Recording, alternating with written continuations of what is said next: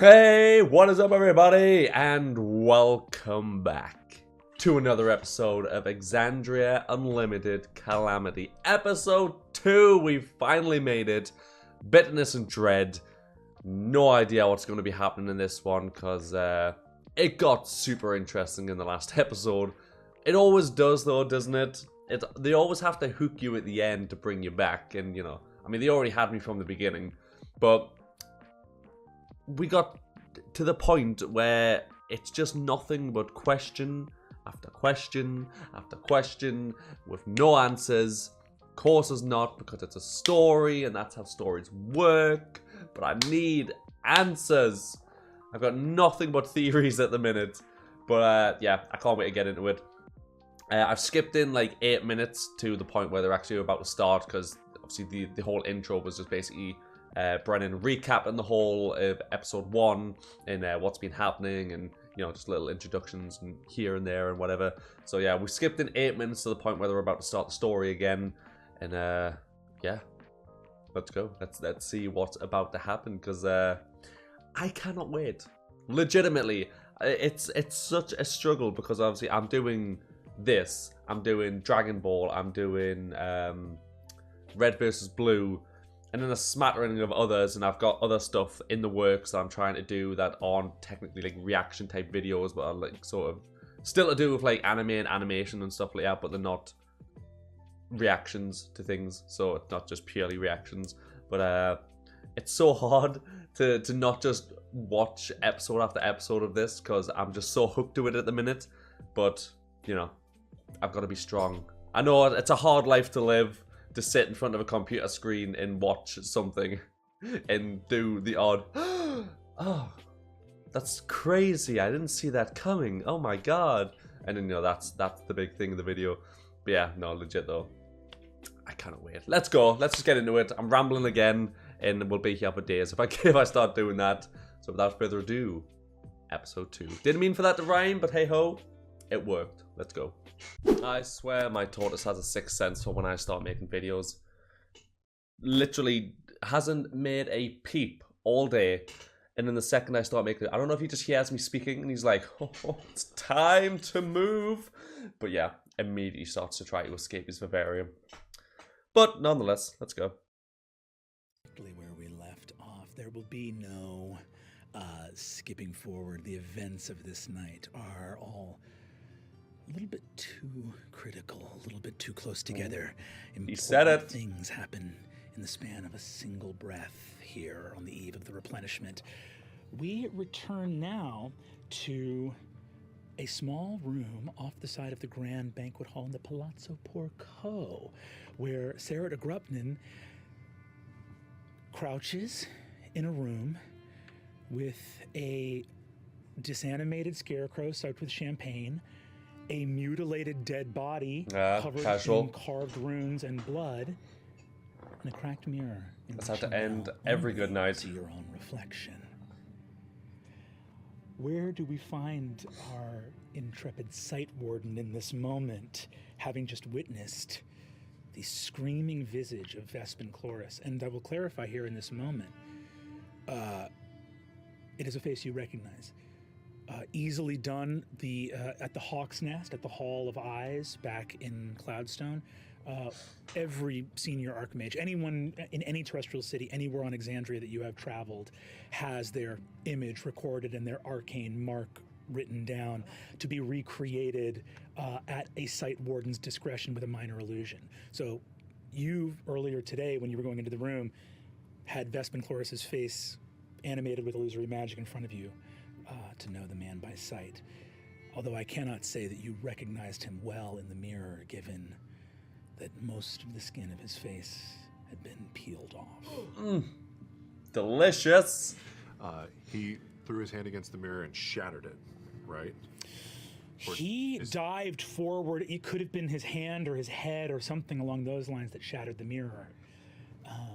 And then disappeared. Yeah, in the moment of its breaking, disappeared, and you were looking at a mirror again. I pressed it since last session. Yeah, I also forgot the scary part. Yeah. It was legitimately scary. Big tech. Yeah.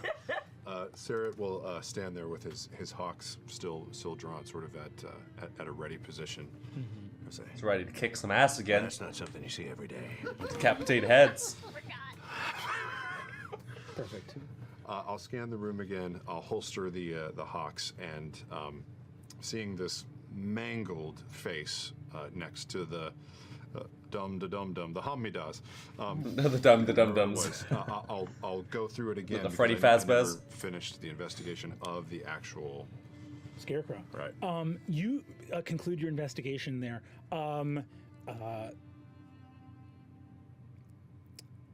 You arrive at what you assume, normally in a construct there would be some animating thing, there'd be some glyph or some point of interaction. There would be, its heart, its engine, something central to kind of animate the thing.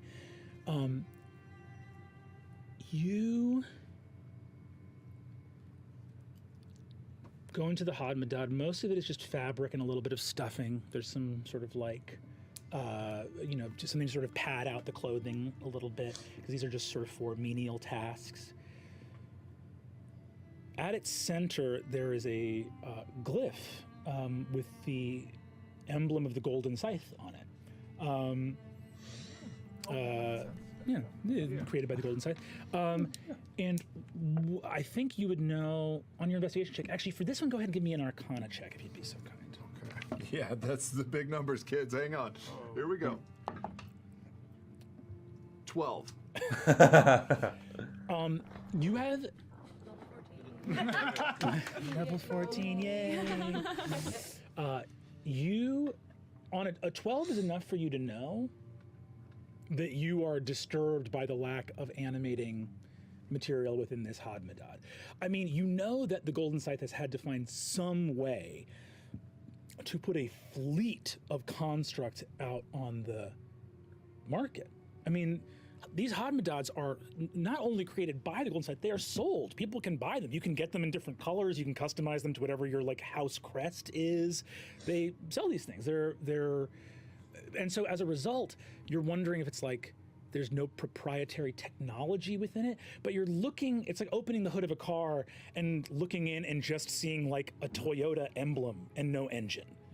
You're like, where's the thing that makes it go? Move, it can't just be the logo. So on a 12, you are mystified, but have the feeling that being mystified is not due to you not understanding something, but rather you think that most people that create constructs would not understand. But it's easy enough. Nidus could probably explain it to you. It has the Golden Scythe logo on it. Cool. And as I check it, there's nothing that I need to make safe. There's nothing that this thing was carrying in terms of a weapon, an explosive device that I would recognize. Nothing that feels like a security breach. Yeah, it's gonna explode and kill everybody there. Perform this on the corpse behind me as well. No security breach here. Okay. But I'll say this. I don't think even on a 12, I don't think you would be comfortable with the lack of a security breach. Meaning, if the engine's not here, it's somewhere. Yeah. Got it. Anything on the anything on the body with the chunks of flesh? The chunks of flesh. Runes in its face. Let me ask this. It is. I know it's just a description, but it is actually quite a disturbing thing to think about. Just it's weird stuff like that, man. It grosses me out. I get I can't eat food. I could eat food watching Saw. The whore fest, the gore fest that is Saw, and not be bothered by gore, unless it's bones, brain popping out. Oh, that grosses me out. But I get grossed out by the weirdest things. So thinking of that, flesh peeled off of runes behind the skin and things like that, or trypophobia. Trypophobia grosses me the hell out. But yeah, it's just weird stuff, and just the thought of it's just. For this one, you can give me an investigation, but I'm going to tell you straight up that the biggest pressing thing about this is actually probably a medicine check. Ooh. So if you get a super high investigation, I will give you some stuff. If you make a medicine check here, even a lower DC might produce more answers. Let's do medicine check. Go for it. Okay. Oh God, what is it? 6. Call him Dr. Pinch. I think that you know enough on a 6. Dr. Stone, on a 6, Dr. you know Stone. enough first aid. You know enough to like triage a wound, right? And as you hands come down, Stop bleeding. Please put the flesh back into the face. Pressure, yeah. so you slit his throat. As you open just like the wound that you delivered to kill him, on the inside of his throat, it is riddled with growths. Ugh. Growths. There are things on the inside of his throat that look a dark, pinkish gray, mottled. It's stuff like this. You're not a doctor. You'd have no words for these. But, things of flesh that are not supposed to be here are here. It looks like this being clearly was powerful enough to cast and hold concentration on an invisibility spell, but looking at this, there's like something inside this man's body that should not be here. Okay. I'm not gonna like that. Sorry, So that's... I will stand up. I'll kind of actually drag the body into the middle of the floor a little bit, even if it's leaving a trail. I'll exit the room and I'm going to search immediately for Xerxes. As you are preparing to exit the room, you hear a noise. Who is it? Ascending stone. What is it? In your back pocket, in one of the secret compartments that you keep, a small sending stone is. I'll retrieve it. As you hold it aloft and move it so that it can create noise, you hear a voice say, "This is Talon to Wingspan. Talon to Wingspan." Yes. I am in position, and I am reporting that Egghead is preparing to break curfew and sneak out of the house to go to a party. And you said that she's not allowed to leave, but she's about to leave, and she has no idea that I'm here. She has no idea that I can see her. She's about to do it. Is this his kids or something? This is Carl. This is your son, My son. Kier. Yeah, okay. This is your son, Kier. He's using code names for you, himself, and your daughter that you have never heard before. They change a lot. The code names change a lot depending on what he thinks is cooler that week. And you are standing in a room with a dead body listening to your son describe your daughter about to head out to one of what have to presumably be many parties happening on the eve of the replenishment. Yeah, I was going to say, there's got to be a goddamn ton. This is Wingspan. Say again, this is Wingspan. Communication's a little shoddy. Wow. Did you say Egghead is snuck out? Affirmative. I fear she snuck downstairs to the kitchen, and she got a bottle normally reserved for Wingspan and Clear Eye, and That's like his wife. and I saw her take a swig from it, and then she made a face like it was really bad, and then she took another swig from it, and then made a face like it was even worse. I don't know what it's about, but I know she's up to no good. This is very good, Talon 2. Very good. You are in no way to engage with Egghead. She's dealing in dark magic. I knew it. Keep an eye, but keep your distance. I kind of look over. Sorry. Just before we continue there, I must say, Sam wears the most lustrous things I've ever seen. That top, he is a method actor. I swear to God, that is something Loquicious would wear. You know, he's missed like a top hat and stuff like that. He's even got the sparkly eyebrows and stuff. Gorgeous. Absolutely. You just got to point that out before we continue. My shoulder at the floor in the room. I'll be home when I can. I love you very much. Is that, I love you too, Dad. Sorry, I thought we were still doing. No, Talon 2. Keep objective professionalism. Yeah. No telling who could be watching. Copy that, Wingspan, And me too. Me too. Thanks. So I'll be home. horrible. Okay. Do you know if Mom's supposed to come home tomorrow, or is she gonna miss the whole? Is she gonna miss the whole replenishment? I don't know. I don't know.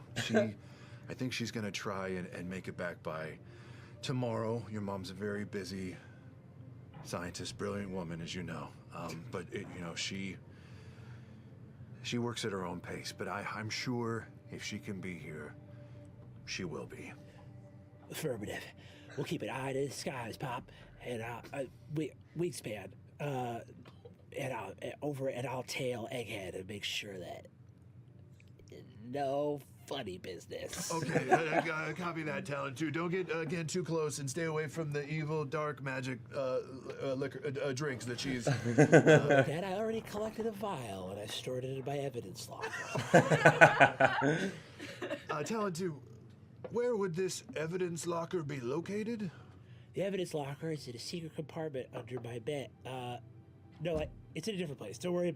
Nothing's else is under my bed. I have to go. I gotta go real quick, but I'll talk to you soon. All right, talk to you too, Talon, too. Over and out. Over and out. It's actually just over, but it says over. It's a snitch. Oh, I love that. And you're a big fan of that. You see what I mean? Like, it's such random stuff, man. This whole thing's going on with a decapitated body, with flesh hanging off. There's a replenishment.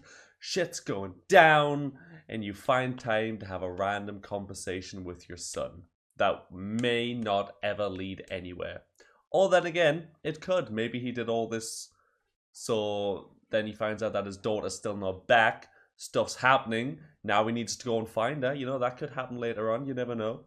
Or that's just a completely random interaction between a father and son, which is adorable. My son's loyal.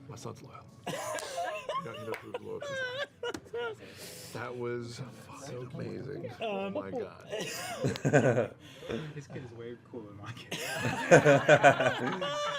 That kid didn't get sucked. Yeah, your kid just haunts into your dreams, you know? So a sobering moment. A sobering moment. Yeah. However, you are back in the room and you were about to leave the door. I put the sending stone back in my pocket. Deep breath. Exit the door. Look for our first night. You exit. Pasha, out on the floor, you're still holding court. You see Sarah walking out towards the front entrance. And actually, I think I'll have you both of you join, but we're going to wrap up what was happening outside as well. Outside the palazzo, we just had both of you interact with Pervan Sul before his vanishing in some movement of the matron of Raven's champion. I wanted to give you guys one last shot each at an insight check against Pervan. Oh my god. Why? Just to add some context, he told some pretty heavy stuff to you guys, but I just wanted to see if there's any last little thing we can glean. Yes. Well, I got a 24. But 16. But if I fail, I can add another D4 to it.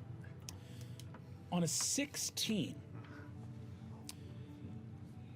I think you recall the main thing that you recalled before that Xerxes recognized, which is the one thing that he was hinting at he would not say. Yep.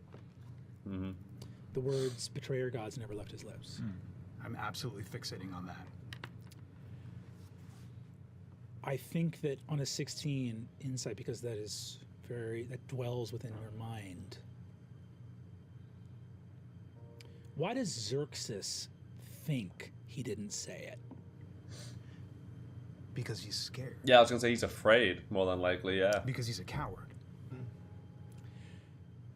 There is something you recognize in Pervan that as different as he feels he is from the mages of Avalier, he actually shares in common with them. And I think Xerxes feels this way, both of some of the archmages of the Septarian and beyond, and also this champion of the gods.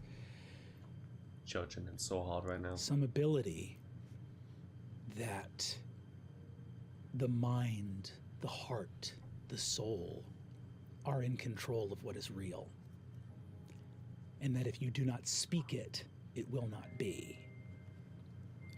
But some things are, regardless of if you are afraid to name them. On a 24 insight, you've interviewed a lot of people, and Pervon told you a great deal. More knowing the fact that the prime deities cannot see what is unfolding is pretty profound in and of itself. But Pervon was also speaking very cryptically. And as a master interviewer, someone that's interviewed people a lot of times, I think that your insight into Pervon, right? And if he was holding on to anything else. I think on 24 insight, you don't think he was. Okay. In your experience, people that have actual secrets, people that are being really secretive, deflect. If they have something they don't want you to know, they start talking about something else. People that act cryptic are often concealing not information, but the lack thereof. Yeah.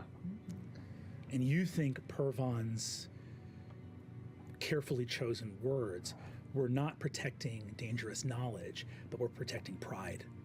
Something's going on, and he... Yeah, well, it's like you said, of course it's going to be pride. You've got the prime deities, literal gods, that I assume are probably... I mean, I can't imagine they're all like omnipotent and omnipotent and omnipresent and omniscient and all that kind of stuff, because if all of them were and all of them knew everything that was going on at every single second of every single time, that would be ridiculous. But nonetheless, I would assume that they do know everything that's going on in the world, and now all of a sudden they don't. There's someone or something out there and they don't know what it is, where it is, what it is, where it is, what it is. Just say the same thing, sure, why not? So yeah, I think it would definitely be a pride thing, the fact that, you know, for the first time probably ever, they don't know what's going on. And you got people who are looking up to them, who are literally praising them and worshipping them. If they find out that these gods aren't as all-knowing as they think they are, it could go terribly wrong for them. People could just be like, well, why am I worshipping this god? They don't even know everything. It's ridiculous. Or maybe it's not that at all, and I'm completely thinking into it. But hey ho. Didn't know what it was and didn't have the ability to speak to it. That's at least from your experiences as a reporter, that when people are that guarded, it's often because they're in free fall as well. Okay. Okay. As you enter back into the palazzo, the four of you converge together. Based on what I just gathered, Yeah. I know where Nidus went. Yeah. I'm gonna come back and meet you here. I'm gonna go get him and Now? bring him. Yes. Shouldn't we get as many of us together as possible Right. first? So I'm gonna go bring him, Where did he go? and I'm gonna telepathically conjure Tempest. Tempest alights down here. I fucking love Tempest, man. Incredible. Such a cool As pet. Tempest alights, it takes off with you into the air. I'll be back. Okay, I mean, all right. I think I'm actually going to just allow this Famous to last come words, down to a roll those. of the dice to I'll see, be because back. Nidus was also heading out post haste. Right. So we're gonna let this be a roll of the dice. And Nidus also headed out a little while ago, prior to Right. the conversation this with whole Pervon. interaction. Yeah. He took off ahead of me. He's wearing dress shoes. So There's no tread on them. we're just gonna make this a straight up dexterity check. So a dexterity check from Xerxes and a dexterity check from Nidus. Dex on dex. To see if I can find him. Dex on To Dex. see if you can- or rather to see if you can beat him to his destination and get and intercept him. Flat Is it my Griffins? Dex check? Or movement? Oh, this is actually just your. Oh, actually, yeah, you can use Tempest, so you can use Tempest's dexterity if you prefer. Flat Dex? Flat dex, that's it. Oh, baby. No. You got this. I don't want to get caught. You won. Let me see that boy. Wait, I got you. You got this. this guy.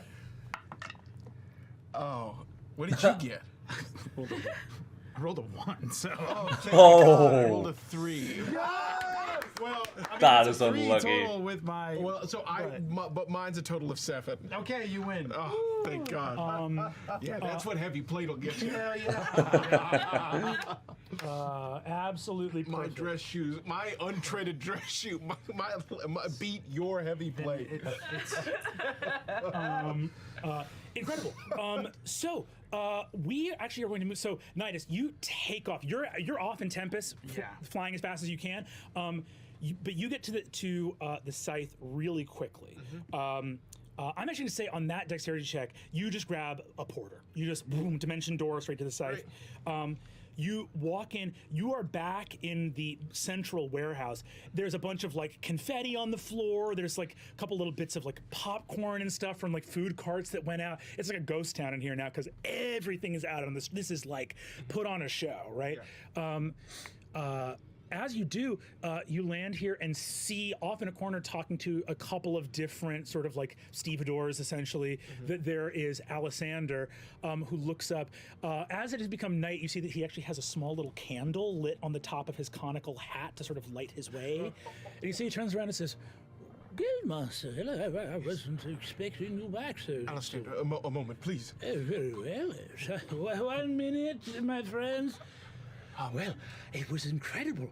The Sphinx improvised an entire monologue talking A about goddamn Sphinx. the glory of Avalier. He's only been here for 1 day. It was I was very touched, actually. Do people know? Did people applaud? I mean, was it Was it like a slow? Did he do it along the route, or did he stop at one point? And kind of like. He lost the crowd in the middle, but he. I mean, that's gonna happen, you know. But he got to the end and roared really loud. Well, there it And is. people That's just all I remember wanted the him end, for, you know, but they hey-ho. remember the middle, Of so- course. Well, I'm glad it was a success. Alessander, I need 4 automatons right now. Guildmaster, I truly loathe to be this person. Alessander, Impossible. It is the eve of the Nothing is replenishment. possible. Everything is spoken for, my lord. Well, can we allocate? Can we shift 4 over right now? I can find some off duty. Well, first of Yes, all, yes.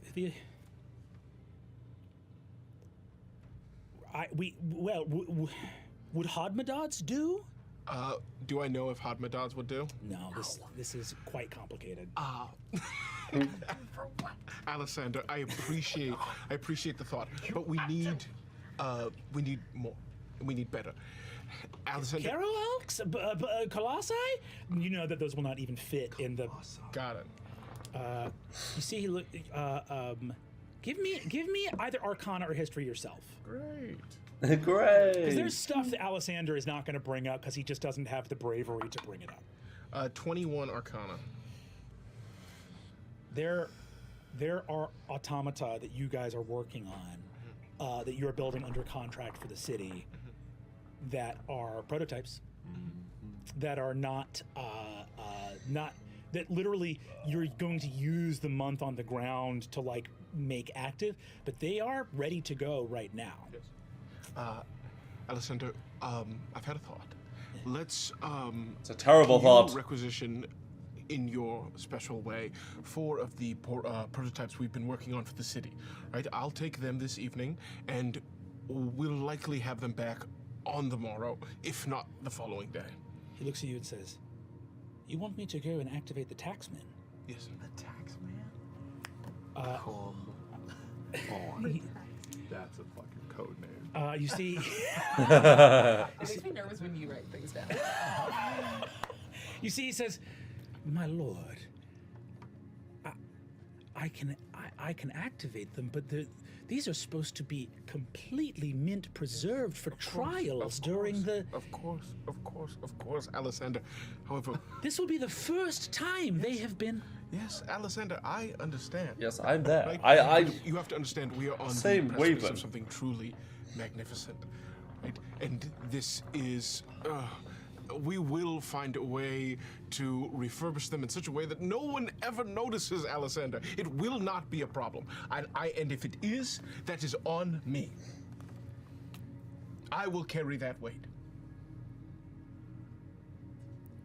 Guildmaster, Don't be a stickler for the rules. Come I on. cannot fathom the weight you already carry. I hope you are all right, my friend, and know what you are doing. I do. Know I'm exactly here. what I'm doing. So, So I need please, them, please. Activate them. I've already dallied enough. He walks with you into a chamber that leads into a sunken subterranean area, and he arrives at warehouse isn't appropriate. You can't see the other end of this room. It stretches into the city for maybe a quarter of a mile, and you see fleets of arcane engines, all keyed to emblems. You see the arcane equivalent of server banks, upon which all of the engines that do not exist in the bodies of these constructs are all kept here in the headquarters of the Golden Scythe. And you see Alessander walk up to 4 of them so new that some tools still rest on an artificer's workbench nearby.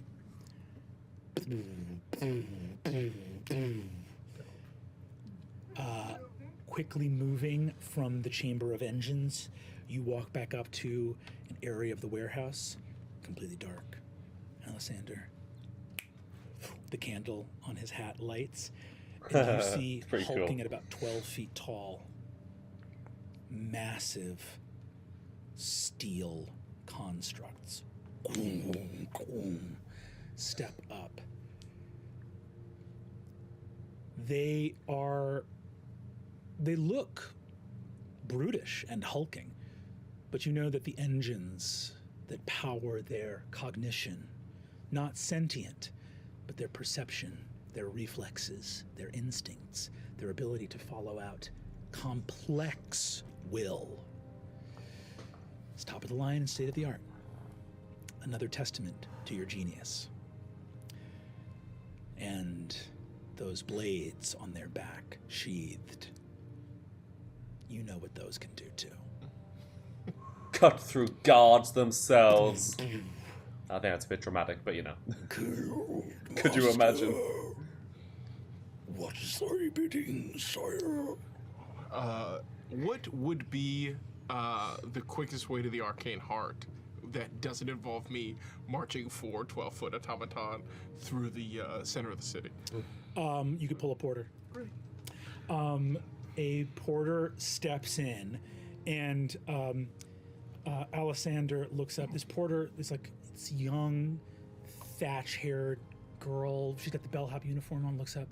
See, Alessander looks at her as she walks the automatons and creates the gate for you to go down to the Meridian Labyrinth. And you see, he looks at you and casts the message cantrip in reference to this porter. Should I put the young porter on Archmage Porco's list of our friends with Of course. bad memory? Yes. She'll see to it. Friends with bad memory, huh? What are you talking? What are you talking? You don't know. You don't know. You don't get it. You don't understand. You don't understand what we're working on, okay? I'm an innocent reporter. I'm an innocent reporter, goddammit. Cool. And you vanish into the Meridian Labyrinth. Back up. So, Xerxes, you are flying straight there right now, but we're actually going to jump back to the Palazzo real quick with Loquacious, Sarah, and Paisha all together. And then he just got on his Pegasus or whatever it is called and flew away. But anyway, this Pervon fellow seemed all sorts of out of sorts, and it seems to be pretty heavy, whatever's going on. What did you find? Is anybody trying to sneak a listen, stay close, act like they're not eavesdropping? Do whatever you want to do to find out. Give me perception checks. Don't try and It sneak means up. maybe. 25. I would say that anybody trying to sneak up would have to be invisible, but even that wouldn't fucking work. So I think you might want to. I think that with that 25, Unless they you want a probably move the decapitated head conversation again. back to the Ivy table. Okay. Cool. I turn and I announce to the room, another round on the porcos. You see, everyone cheers and laughs and makes merry. Hey, to the porcos. You see the one guy who cheered earlier before us says, the porcos, more like the party co's. Yes, yes. There's always that one guy, isn't there? Love that guy. Great energy. So generous. Great energy. To not charge your guests for the round of drinks. The drunker they are, the less they'll notice. Sure. Let's go. So we get back to the table, and I'll say, guard your faces. Don't give anything away with your expressions. My face turns into your face. I steal myself. Hit him up with the blue steel. Right down to the teeth. God, it's uncanny. No, I don't have any teeth. All incisors, big flat white Just big ass molars and a beak. Oh god, creepy. I'm afraid the game is afoot. The rats are already inside the fucking. I went to go investigate the Hamidah that fell in the room. As I was doing that, I became aware of an invisible force that was behind me. I spun and struck down an individual. He's sealed in the room. He was covered with runes carved into his body, pieces of his flesh You killed missing. someone at Paisha's party? I did. There's no one important, okay? I wouldn't repeat that I'm mistake. sure his mother thought that he was important. Loquacious, it wouldn't be a first. It's Loquacious, calm down. As I was doing that, I spun and saw a figure in the mirror. I saw Vespin Chloris, or at least an augmented visage of him. And he turned and looked and said that we would never make the Wild Mother's embrace. The mirror shattered and he left. Now, I haven't had any fucking champagne tonight, before you ask. But I think this situation requires a higher level of our attention.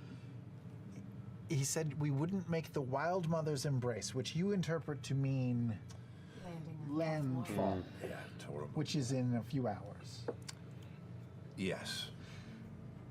So we've got Pervon, works for a Gaia, the land god, mother. says bad things are coming from right. bad gods. Probably not in this, Soon. but in some This mythology. man, Vespin Chloris, says we won't even make it to land. My ex-wife ran off to do something. Well, I see one clear way forward. We have to tell no one of this, do nothing. I will make the normal announcement as we get closer to the replenishment and make sure that everyone is happy and secure and feels like everything's normal, and we'll just sort of ignore it for now. You can tell people on your end and, you know, work on it or whatever, do whatever research and investigating you have to do. But for now, we just make sure that everyone stays calm and do nothing. Do you agree? Well, look, just before we see if they agree, I'm just saying, if you start telling people what you've seen, if you start telling people that there is a dead guy in a room with sigils carved into his body and flesh hanging from his face, it's never going to be a good look. Ain't nobody going to enjoy it. And everyone's going to start freaking out, especially if they're like, oh yes, by the way, they said we weren't going to get the Land Mother's embrace, aka we probably are never going to hit landfall because we're all going to die? It was kind of cryptic, so I have no idea what they meant, but I can't imagine they would say that just because they're like, yeah, just, you know, someone's going to have a change of heart and then these are just going to continue to go. You're going to be like, screw the land folk, screw the replenishment, screw giving them arcane energy to help with the crops and what have you. It's going to be a funny joke. It's going to be great. No, I think it's because they're going to die. And then everyone's going to start freaking out. And that's the last thing you need, because then you can't investigate anything. You can't do anything. You have to try and calm down the people, and then you've got other people, you've got higher ups and the police and whatever else these people have, you know, coming down to try and help, to try and sort things out, and you've got probably governments and what have you. It just becomes a whole thing. Just keep it to yourself. Everything will be fine. Keep freaking out to a minimum. Is what I would do. To a sense, I do agree that panic never solves any problems. We should maintain a level of control of the population, but I don't like this many coincidences. Nobody does. It's a decision that we all need to make together. Leyren left. Xerxes also left. Leyren took the bow, correct? Yes. And Nidus. Nidus is off doing his thing. I don't even know where he went. We need to I alert. think I know what Nidus is up to. If what you say is true, the fate of Avalier could lay in the hands of Leyren. And as Pacia says that, we move deep underneath the Meridian Labyrinth. Your loving ex-wife. Your loving ex-wife. Loving ex, definitely. Deep within the Meridian Labyrinth lies the heart of Avalier. Once known as the apparatus Arcane, this crystal engine lifted Avalier by the command of Emir Porco into the sky 292 years ago. Now, they named it the apparatus Arcane because at that time it was the only one. But since then, there have been many, many more. There, the registry of the Porters Guild. There are, in addition to that, there are the Codex of Keys, the Helm of Avalier, the Ley Rudder, which connects to the Navigators Guild. However, we are in a room just off of the Ley Rudder, and we see a quite fascinating new machine. Abria, I'd actually love What is it? if you could describe the engine that now we behold and the chamber that we see. Is it a fuck machine? It started off as a fuck machine. It's a swing. Yeah, it's a sex swing. Well, I like that. It starts with this like big central pendulum that swings back and forth, that is generating and sort of holding this like massive miasma of like ether and arcane energy. There's like a circle of batteries that I've requisitioned and built, and each of them glows with like a slightly different shade of green that are kind of feeding into this pendulum. And in the center underneath it is just this massive platform, and there are runes inscribed into it. But it seems like, if you look really closely, you know, like when you draw on paper and there's like papers underneath, and you can kind of see the imprint of other ones. She's been trying lots of different ones to try to figure out the right array to move in a new direction. She's worked really hard on the arboreal calyx, but she needs to go in a different trajectory and hasn't figured it out yet. I love it. I'll say one thing, by the way. I don't think you would have worked very hard on the arboreal calyx. Okay. There's actually a different, there's a the machine in front of you. So like this attaches to the Ley Rudder, which I think that you've done a tremendous amount of work on in order to make this machine possible. And I think also somewhere in this room, there is a small token, not something that is of mechanical significance, Tommy, don't start A again. small token of an old friend. I can see you. A gift Which given friend? to you long ago. By Loquacious? Nah, it won't be Loquacious, obviously. A locket. Simple orb inscribed with runes. Or is it? To be filled with something of safekeeping. To remind you that though long years could part you, that friendship would win out in the end. What do you remember of your old friend Evandrin as you look at this locket? Despite the like That's a hint. sort of suffusion of warm memories and good feelings that attended him handing me that locket, all she can remember is those last few days before everything broke bad, and the panic Jesus of Christ. not knowing how to help him and not knowing how responsible she was as he began to fade. So it's that like burst of joy and then the creeping guilt. Mm-hmm. Oh, I get that feeling. The memory of your friend becoming translucent, incorporeal, and fading, such that when the time came to inter, there were no remains.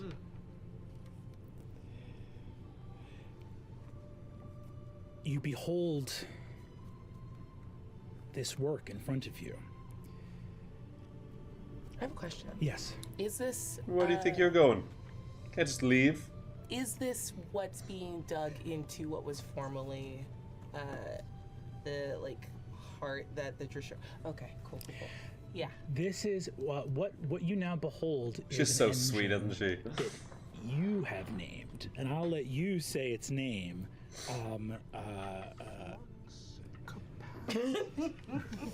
Flux capacitor. The flux However, capacitor, yeah. as you prepare this here, Dweomer is here with you. Callum is not. Callum is out working on a bunch of Eldritch battery stuff.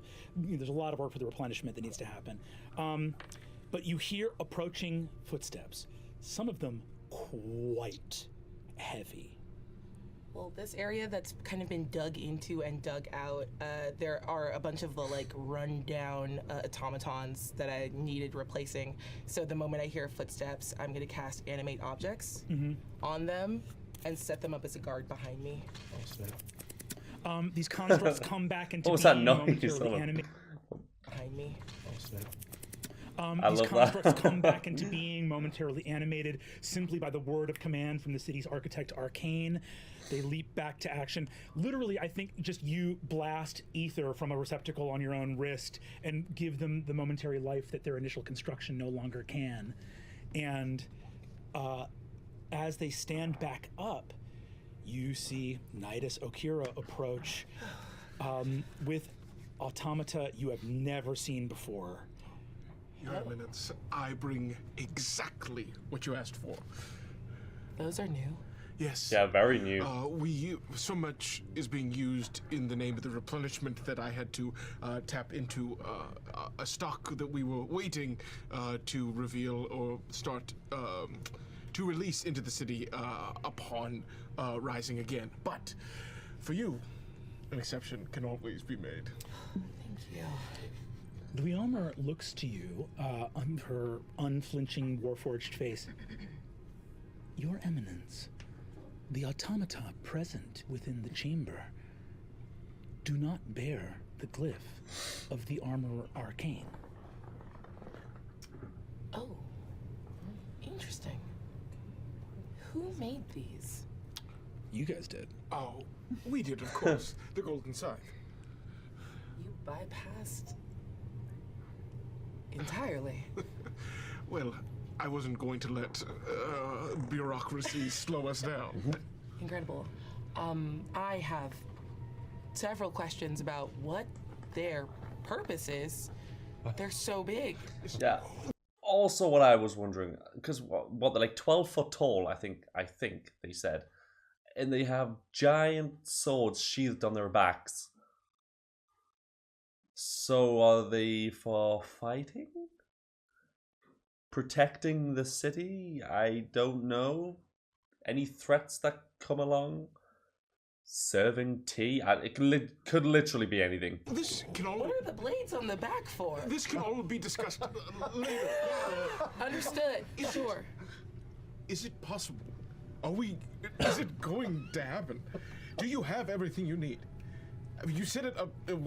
You were leaving, and I couldn't. Do you actually have all that you require? I think just with a quick flash, I'm gonna drop Rary's telepathic bond. Yes. If only. And I go and run and grab the papers. There's. Tonight, in the next day, this is my best chance. Yes, you spoke yes. about that earlier. So it has to be now. This comes every 120 years. I might be alive to see the next chance at this, but they won't. Evandrin wouldn't have lived to see it. I don't think Quay would have either. So it has to be now. I have to prove that it was worth it. Yes. And you will. Yeah. You will. We have a bit of metal. I have a destination. We're gonna move the entire city. Well, it is truly a blessing that you came to me, that you have allowed me to be part of this. This is everything. He sounds so giddy. I wanted as the Dragon of Avalir. I just run up and hug him. Thank you. I haven't had anyone to talk to about this. You embrace under the impervious gaze of the four massive constructs surrounding you. Turns out they're 100% there to protect him, and thinking there's a threat on his life, stab her through the chest. Could you imagine? That would be such a dark twist in episode 2. Oh my god. Dweomer steps up and grabs the corroded bow and displays it to you. Okay. There's enough energy. We've siphoned off so much from this last trip. It's got to be worth it. It will be. Will you stay? Of course. Okay. It would be my honor. The taxmen step in. Dweomer gives them their instructions. They take the bow from you, and you see that one of them gazes down at it, walks over to another engine, puts their hands doing the work that these automata do, and you see its gauntleted steel hand animate apart so that its hand splays open, and a raw vent of arcane power goes into an engine. Dweomer inserts the bow into the top, and it begins to spin as golden light spills out of an opening in the top of a stone dome. Stone dome.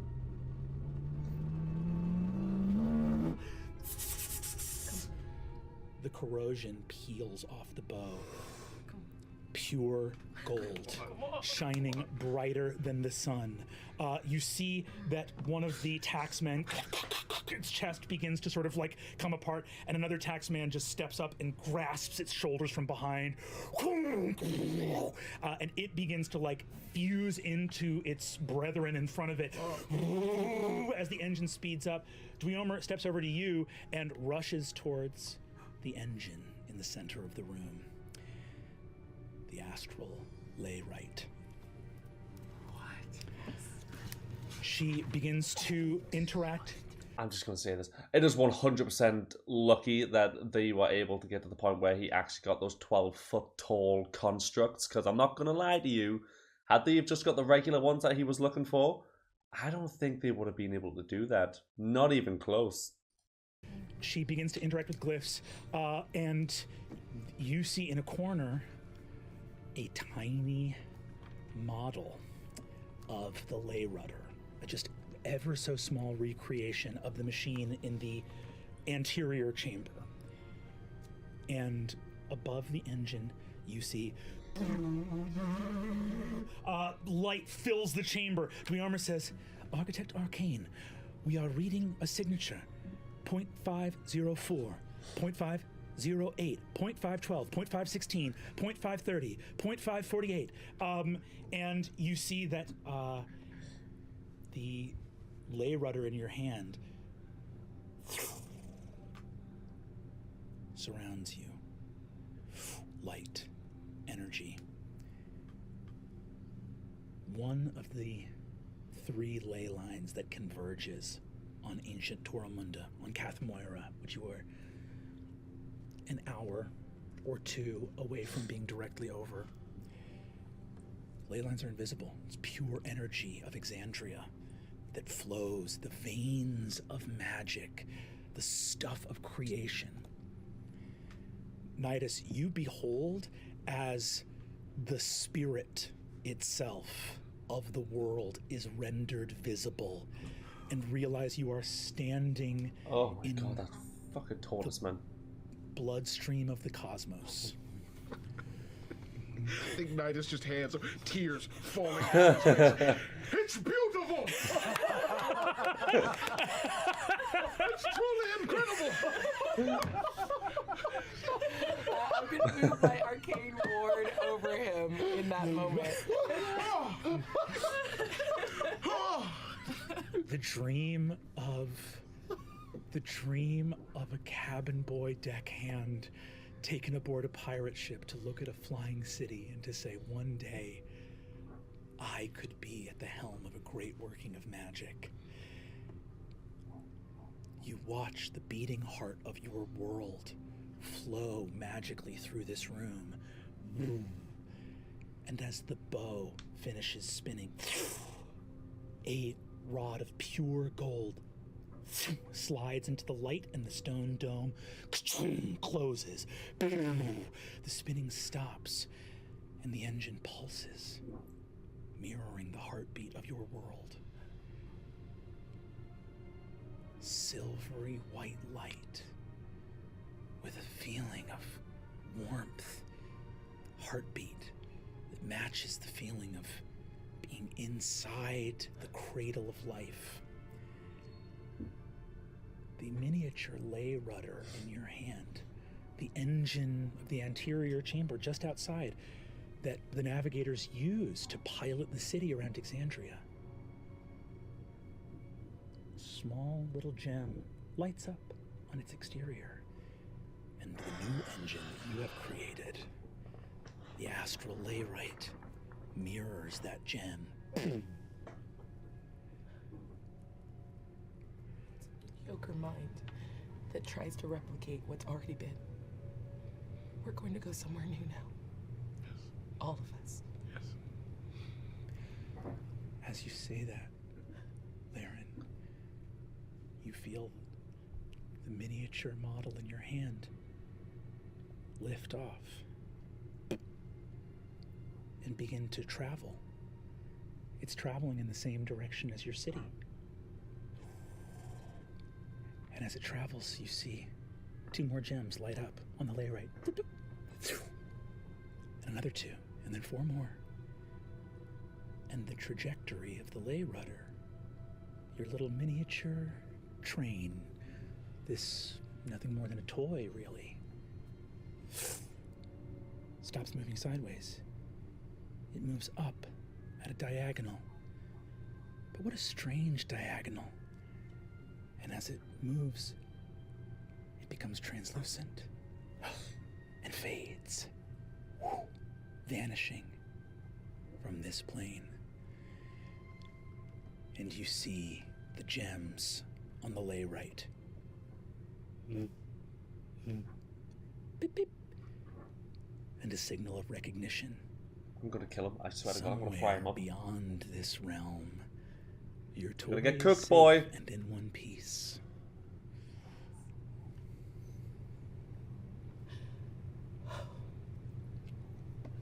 It's worth it. Dude, And I go over. I mean, it's pretty obvious to anyone, but Travis, he gets so goddamn giddy over everything. They just watching him is so fun. And grab the log. Bless him. He's like a kid at Christmas. I'm speechless. I mean, my role is concluded. I mean, you are our pilot now. I mean, whatever you need, when you're ready to share this with everyone, I mean, the fact that this is coming with the replenishment, it's all perfect. It's just perfect. We can finish the replenishment as expected. Yes. And during the celebrations, during that month, we'll take care of all the business. Of course. And then we will tell them that the next departure will not be across Exandria, but to new planes. Anywhere we want to go. Everywhere. Glorious day, I can see it now. Oh, good God. Okay, hold on. That's probably fine. Okay, that's all. Yeah. I'm out down here, so. Dweomer looks. You just used up about 8% of the city's energy sending that toy extraplanar. And as you look at the readings, this is a nightmare. And you look, and Dweomer says, "My lady, something unusual." And you look at your energy grid, like look at the readout where everything's going. The arboreal calyx, which is an ancillary. This isn't going to be the reason why they aren't going to make it to ground, is it? Is this what he meant? She used up too much energy, now they don't have enough energy to get there? Engine of the lay rudder. The actual sending of the toy took about like a fraction of energy. It was actually more efficient than you were planning on it being. But something about what you just did, the arboreal calyx sucked up almost 8% of the city's energy. God damn it. Can I try to figure out what's going on with the calyx? Piece of shit. Give me an Arcana check. Fuck, that's a bad roll. Yeah, but you're like arcane and stuff. Yeah, not enough. 16. 16. So, first of all, what is Nidus seeing in this moment as you, like... The siren is going. We just had our beautiful envisioning the future moment. Now there's just a big red light going off. I think Nidus is just kind of like, just insight check on Laren to know what the vibe. Give me an insight check, and if you want to deception, you can. Of course I do. That was almost a natural one. 13? Versus me? Yeah. Nah, 18. Nah. I Winning that fight. In a dead panic now. It was in the immediate flip from like, this is it. She was about to get like emotional and calm to like, oh no. Like, it's very obvious that she's dealing with something that she doesn't have like parameters for, and any sort of digression into anything bad is giving her worst case scenario vibes immediately. You look at this. Dweomer turns to you, Nidus, actually, and says, Guildmaster, the issue is not with any of the technology present in the layrite. There is simply an energy concern within the etheric net. And you look, and so on a 16, I can tell you, even if you, honestly, it's fitting that you rolled a 16, because the arboreal calyx is, of the pieces of technology in the city, one of the ones you hate the most. Yeah. It is an engine that is part of the Drashari tithe. I don't know what that is. Essentially, I see all these confused faces. Yeah, okay, thank God it's not just me. The Drashari tithe. I love everybody. Like, everyone's got secrets, but man, does Laren have secrets. I don't think I have any secrets. Yeah, I think Laquisha's he's an open book. Never mind, clearly there is secrets that Laquisha's has. But what is it? What do you know, Brennan? Yeah, but they're fun secrets.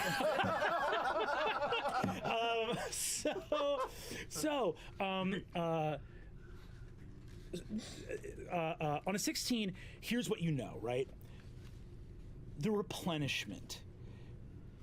Avalier travels the ley lines of Exandria, trading with cities and civilizations all over the world, collecting gold and resources and magic, right? Especially magic. Ether, raw magical substance, which is obviously the beings of this world don't use the term spell slots, but that concept of the magical potential held within beings, magical objects, things like that, that exists in this world, the understanding that raw magical power is there. And Avalier has this ability to extract and hold ether. That's not an accident. Way, way back in history, when Toromunda was a single city, and Emir, Porco, and the mages of old Avalier found out the mountain was filled with broomstone and wanted to take it up. That city, Toromunda, had been founded by the Gau Drashari, an ancient order of druids that tended the holy sites of the history of Toromunda, or actually the mountain itself, Mount Igora, the ancestral mountain. This was very significant. It was a place where the Dawnfather and the Wild Mother defeated two of the greatest primordials of Dominus back during the Schism and sealed them away under the earth and was part of the ending battles of that schism. It was a place where elemental magic permeated throughout, which the druids tended to. Some of the earliest Gaudrashari were Genasi, and also that elemental permeation is what attracted a lot of wizards here after Toromunda was founded. When the wizards came and said, "Hey, can we take the time?" Dude, I'm gonna have to start writing things down like they are. You know, when you play a game of D&D and you have to constantly write, oh yeah, this character's this, oh, you just mentioned another character, I'll quickly write that name down, you know, in case that ever comes back up again. Oh yeah, I've leveled up, that's my new stats, blah blah. I'm gonna have to start doing that. Because he's just listing off so many like names of things that I'm just, it's so hard to remember everything, man. It's so difficult. Top half of this mountain and have a cool flying city.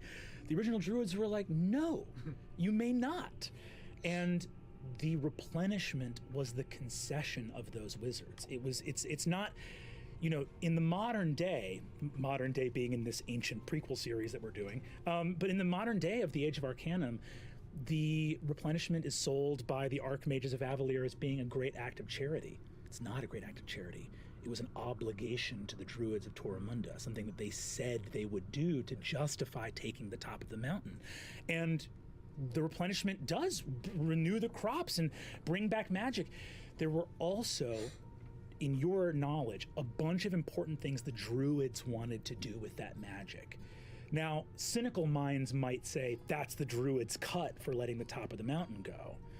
But the druids also said that there were really important things they wanted to do with that magic.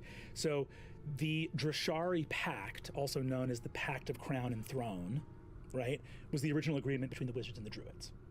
Crown and Throne became Avalier, the City of Crowns, and Cathmoira, the City of Thrones, and it was all about how they would apportion this magic. So you've been building out the etheric net for a long time.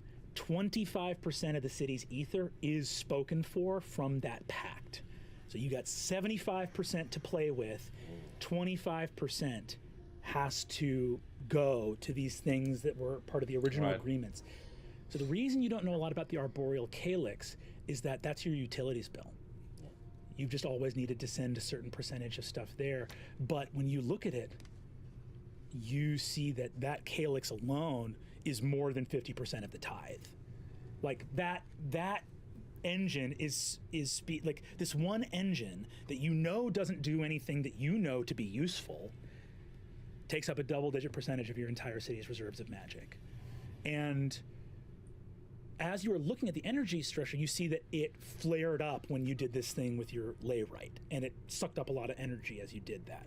And the last thing I'll say is, when you look for so much description going on right now. When you look for Jesus, how do I put this? As you are looking for like an instruction manual, something, because you never had to interact with it before. Being an old piece of junk, at least it's reliable. It never needs maintenance. Yeah. It's just something that sits there, taking up hard drive space and sucking up juice, being a kind of piece of machinery that you don't particularly like, but there's no instruction manual. Like, you're looking through your own like spell book, your like records preserved here in like crystal memory within your engines, and everything built by mages comes with incredibly explicit and precise detail about what they were thinking, why they built it, what they wanted it to do. And this one says, this is the amount of energy that you must apportion to the arboreal calyx during the replenishment. And that's it? List. Okay. Okay. So, I mean, it would make a lot of sense as to why she doesn't like it. The fact that, you know, I mean, she is a wizard herself, so being incredibly meticulous and articulate about everything that she does, and, you know, being super intelligent, and, you know, knowledge is her thing. Yeah. Just reading a piece of equipment that looks ancient and magical, and just it being like, yeah, a cut in the portion is being taken by this for this reason. Done. Actually, I don't even think it had a reason. It's just this is being taken. End of discussion. Have a nice day. That I could tell why that would be frustrating for her and why she wouldn't like it. I would like to pinch whatever like cable is running to the calyx. Is there any way for me to like bottleneck that? Like, I just don't want it to take any more of my precious energy. Yes, Travis, check out those muscles. Thing, but I don't know. It's old technology, and it's probably fine. Give me another Arcana check. Is it better? No. Yeah, you're proficient in Arcana. Oh, thank God. That was a natural one. Oh. Okay. 27. Incredible. Thank you so much. You just see that she's fully panicking right now. I think I just come and lay a gentle hand on your shoulder. Like, chill, on calm 27 down. Arcana check. Yeah, there's stuff you could do here. It's not as simple as pinching a cable. This thing is really tapped into the roots of the city. You also know that the lack of a manual. I'm going to say on a 27 Arcana, you don't get the technical answer that you're looking for.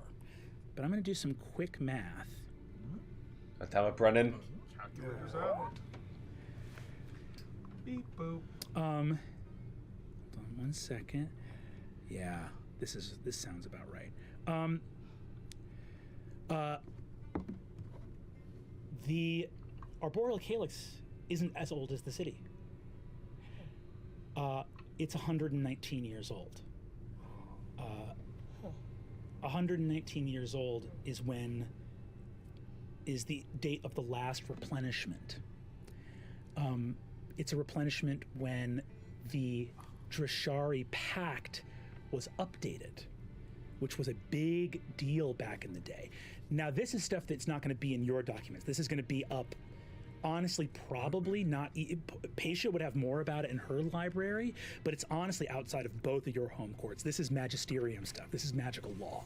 So you would have to find a way on the eve of the replenishment to like bust into the librarium magisterium to like find out what's going, how this was updated. But you do see a record that this engine was built 119 years ago, which I will point out on a 27, some quick math on our master architect's part, is the first replenishment after the ascension of the Raven Queen.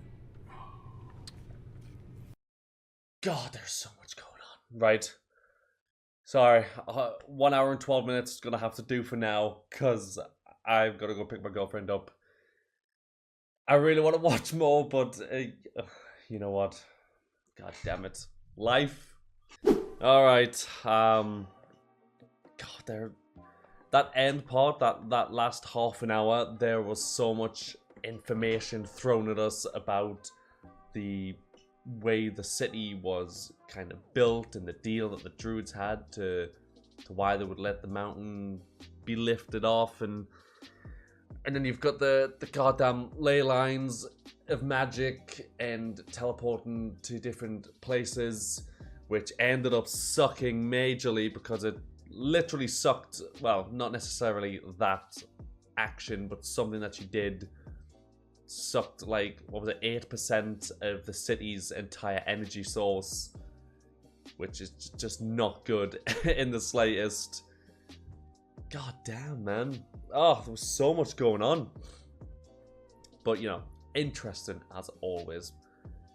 An hour and 12 minutes. I, honest to God, get lost when I'm watching this, because I'll catch myself at times. I'll be like, shit, I haven't said anything in like 20 minutes or something.